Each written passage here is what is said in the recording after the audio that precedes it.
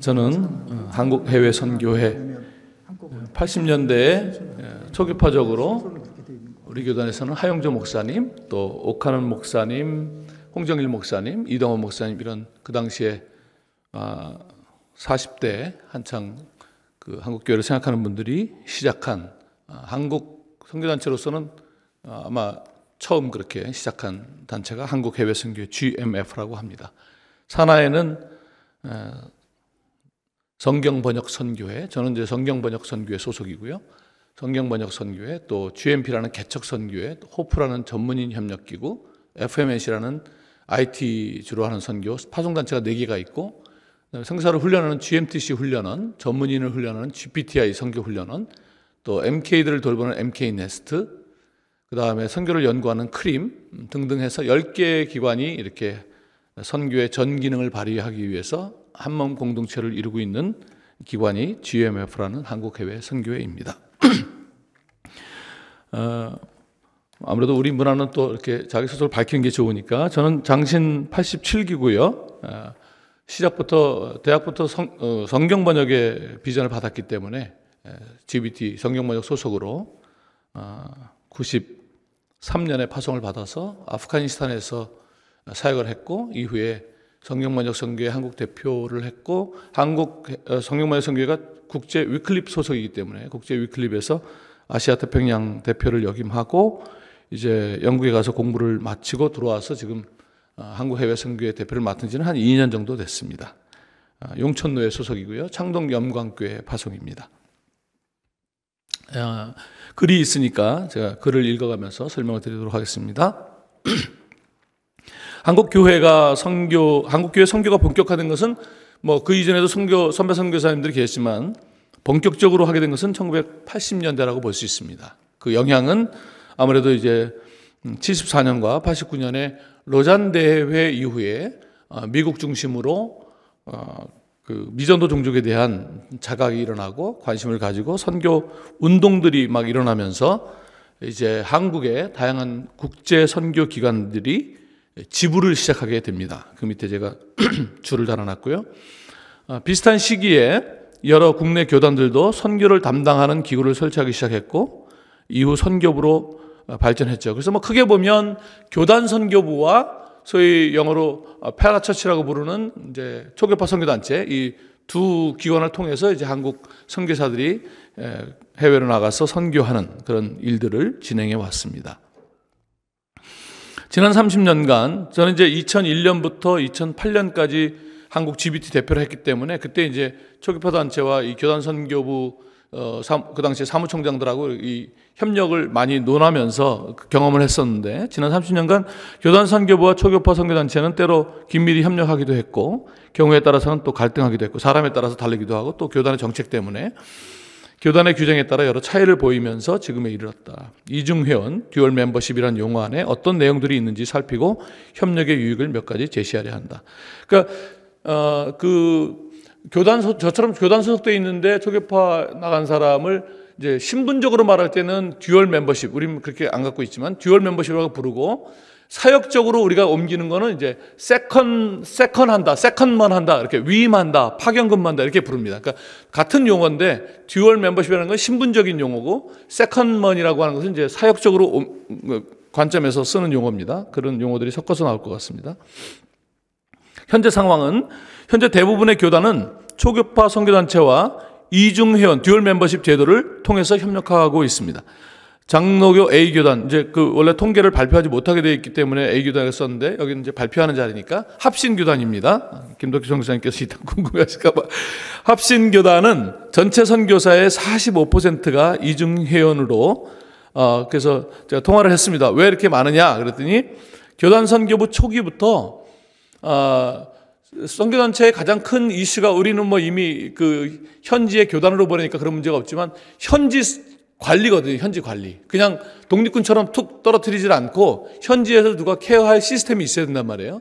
교단처럼 현지 행정부가 선교사가 많아서 만들어지든가, 아니면 어떤 기관에 우리가 위임을 해줘야 되는데, 이 처음에 나갈 때부터 그런 이제 작으니까 그런 관리가 체제가 없으니까 그런 관리 체제가 있는 큰 선교단체에게만, 그래서 13개 주요 선교단체와 협약을 통해서 사역을 진행하였다고 그렇게 설명을 했습니다.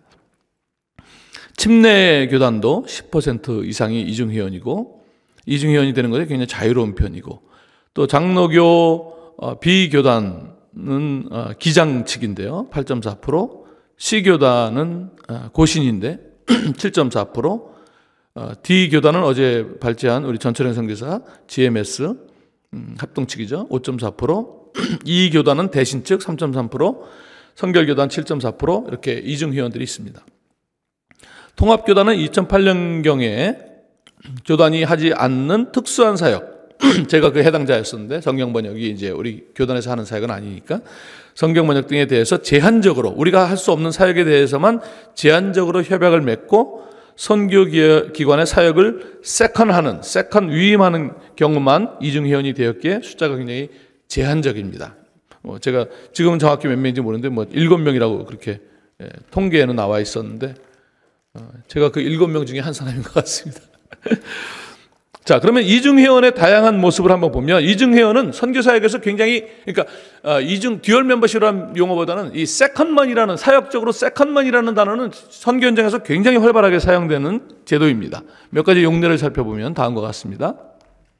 우선 이 원 소속에서는 이 듀얼 멤버십이 아닌데, 현장에서 사역을 같이 하게 되는 경우가 있잖아요. 예를 들면 우리 통합측 교단에서 나갔는데 몽고에서 성경 번역을 하게 됐다.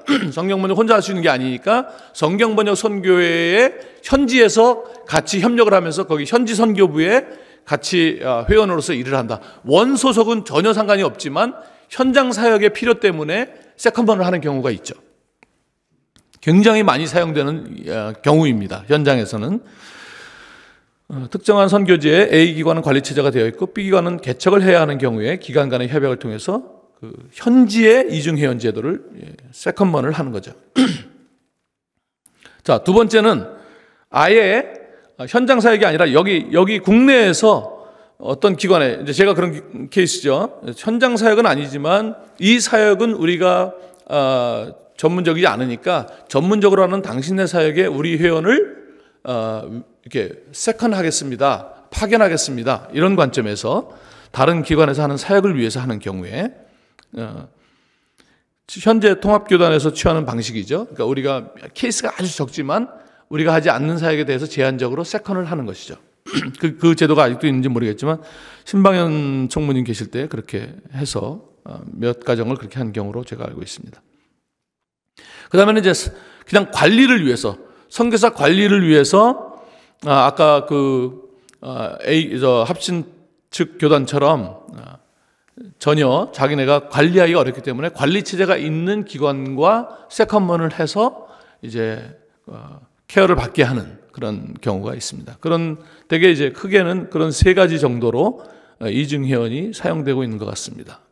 이중회원의 신분에 대해서 좀 보면, 이중회원이란 현재 상황에서 대부분 교단 소속 선교사가 선교 기관을 통해서 사역하는 경우지 그 반대 경우는 아니지 않습니까? 예를 들어서 초교파 선교단체 선교사가 교단 선교부로 오는 그런 케이스는 없으니까, 이제 우리 교단 선교사인데 교단 선교가 하지 않는 다른 선교기관 사역으로 갈 경우에 지금 우리가 이중제도 얘기를 하는 거니까 그런 경우만 해당이 되니까, 이제 그럴 경우에 교단 선교부에서 그 초교파 선교단체로 간 교단 소속 선교사에 대해서 어떤 지위를 부여하고 있는가, 그런 케이스를 몇 개 보니까 우선 정회원 지위를 부여하는, 그러니까 정회원 지위를 부여한다는 말은 꼭 무슨 정회원을 부여한다는 말이 아니라 정회원 제도라는 제도 자체가 없는 교단도 있으니까, 다시 말하면 차별하지 않는다는 얘기입니다. 그러니까 교단 선교부나 교단 소속인데 초교파 단체로 간 선교사의 신분 자체를 어떤 차별하지 않는다는 얘기를 그렇게 하는 겁니다. 그래서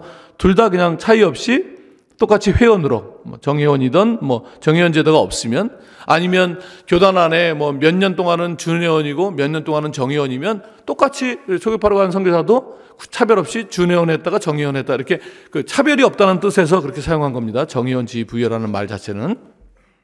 두 번째, 준회원 지위 부여라는 말은 차별이 있다는 얘기입니다. 그러니까 교단에만 소속된 선교사는 정회원 지위를 부여하지만 그 저쪽으로 초대교파로 간 그 이중 회원의 경우에는 정회원 지위를 부여하지 않는 거죠. 이것은 왜 그러냐면 현장에 조직이 있는 교단의 경우는 그렇습니다. 현장에 조직이 있는 경우는 현장에서 선교사들이 리더십을 뽑는 체제가 있기 때문에 그 리더십에 듀얼 멤버십을 갖고 있는 초교파 선교사가 그것을 할 수는 없으니까 사역적으로 세컨이 되어 있기 때문에 이 선교사가 이 현장 체제에서 교단 선교부의 뭐 리더십을 발휘하고 하지는 않으니까 그래서 이제 정회원만 리더십을 할 수 있도록 하기 위해서 그런 차별을 두는 것이죠. 그러나 현장에 그런 체제가 없는 데는 굳이 차별을 둘 필요가 없기 때문에 그런 제도를 사용하지 않고 있습니다. 이해가 되시죠? 자, 제가 이제 조금 통합교단과 제가 직접 당사자이기 때문에 관련해서는 사실 그 사역적인 것보다 통합교단에 왜 이중 멤버십이 필요한지는 이 지금 설명하려고 하는 이 목사 선교사의 지위 문제 때문에 사실은 관련이 있습니다. 목사 선교사의 지위는 거의 모든 교단에서 이중 회원이던 선교단체 소속으로만 파송되던, 그러니까 교단에 소속되지 않고 교단 선교사인데 이중 회원하지 않고 교단 선교부로 안 나가고 그냥 선교부로 그 선교단체로만 나간 선교사들이 상당히 많습니다. 그 합동측 경우에. 근데 그렇게 파송이 되든 상관없는 경우가 대부분이에요. 목사 선교사의 지위가 바뀌지는 않아요. 선교사의 파송교회 혹은 노회에서 선교사의 지위를 인정하기 때문에 목사 지위를 유지할 수가 있어요. 따라서 대부분의 교단에서는 이중회원을 허락하든 하지 않던 목사의 지위에는 영향인데 잘못됐네. 아까 그 파견 근무도 근부로 나온 거 오타가 좀 있습니다. 죄송합니다. 영향을 미치지 않는다. 이중회원을 허락하는 경우는 목사 지위에 대한 문제 때문이 아니라 사역, 아까 말씀드린 대로 혹은 관리 문제 때문에 이중회원을 하는 거지 목사 신분 때문에 하는 것은 아닙니다. 다른 교단의 경우에는. 그런데 통합교단은 어떤가? 통합교단은 우리가 에큐메니카 선교를 지향하기 때문에 현지에 있는 협력 교단 산하로 파송할 경우에 관리의 문제를 갖고 있지 않으므로 관리를 위해서라면 이중회원을 할 필요가 없잖아요. 우리가 그렇죠? 관리를 다 하고 있으니까. 그러나 우리가 만약에 협력 교단 산하가 아닌 지금의 이제 개척 사역의 경우, 협력 교단이 없는 지역으로 선교사를 파송할 경우에는 그럼 어떻게 할 것인가? 그럴 때는 우리가 고려를 해봐야 되겠죠. 이중회원을. 또 지금 상당히 선교가 이제 뭐 포스트 코로나 우리도 지금 연구하고 있습니다만 변하는 세상에서 선교 전략이 굉장히 다양화되고 사역이 다양화되고 있는 상황에서 교단이 가진 선교 정책을 그렇게 협력 교단으로만 보내는 선교만을 계속 유지할 수 있겠는가? 이 변하는 세상에서 질문해야 되고 다양한 사역, 즉 선교기관과 협력하거나 선교기관을 통해서 파송이 필요한 경우에 어떻게 할지 대책이 필요해 보입니다.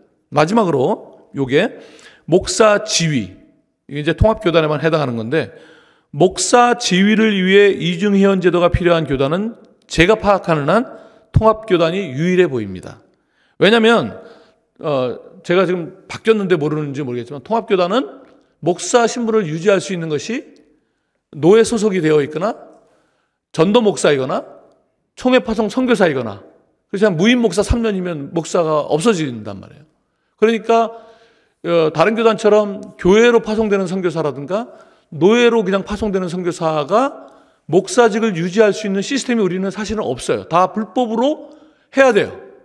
제가 GBT 대표로 들어왔을 때 갑자기 총회 선교사가 끊어지면서 노예의 전도 목사로, 그래서 제가 지금 일하는 기관에 전도 목사로 빨리 변경해야 되는, 사실은 전도 목사 기준에 그게 맞았을까 그 당시에? 전도 목사도 우리가 기관 목사나 전도 목사가 하는 원래 우리의 규정이 있는데 이제 말하자면 아름아름으로 아니면 교회에 그냥 선교사 나갔는데도 부목사처럼 적을 남겨둔다든가 친분관계에 의해서 그렇게 불법으로 하지 않는 한 규정을 지키려면 총회 선교사가 아닌 통합 소속 선교사는 다 무임 목사여야 맞다는 것입니다. 그래서 목사 지위와 관련해서 문제가 되는 교단은 통합교단밖에 없는데 그래서 가장 이중 멤버십이 필요한데 그런 면에서 아니면 제도를 바꾸든가.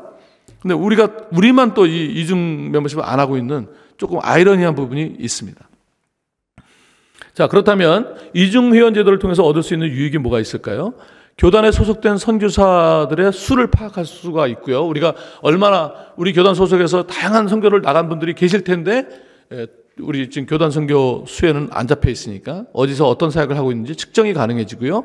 또 교단 소속 선교사들이 다양한 기관을 통해서 사역하면서 다양한 분야의 사역과 리더십을 개발하기 때문에 교단의 선교적 역량을 증진할 수 있죠. 모든 사람이 그런 건 아니지만 저같이 이제 국제기관에서 일하다 보면 선교의 변화에 굉장히 민감하게 국제적인 변화를 민감하게 할 수 있고 또 이제 제가 아시아 태평양 대표를 하면서 그 선교의 그 변화의 그 리더십 부분에 있었기 때문에 이제 그걸 가지고 지금도 뭐 GMS 교단 선교사 훈련이라든가 우리 통합적 교단 선교 훈련이라든가 다양한 곳에서 이제 그런 변화들을 이렇게 또 우리 GMS 교단이 현장 체제를 만들 때도 우리 위클립이 6,500명의 선교사가 있는 큰 조직이고 현장 체제가 굉장히 잘 돼 있기 때문에 그런 면에서 이제 어떻게 될지 그쪽의 리더십들을 훈련하고 하는 것들을 도울 수 있었단 말이에요. 그런 것은 저라는 사람이 잘나서가 아니라 그런 경험을 할 수 있는 기회가 있었기 때문에 그러니까 우리가 뭐 다 그럴 필요는 없지만 의도적으로라도 좀 그런 국제기관에 보내서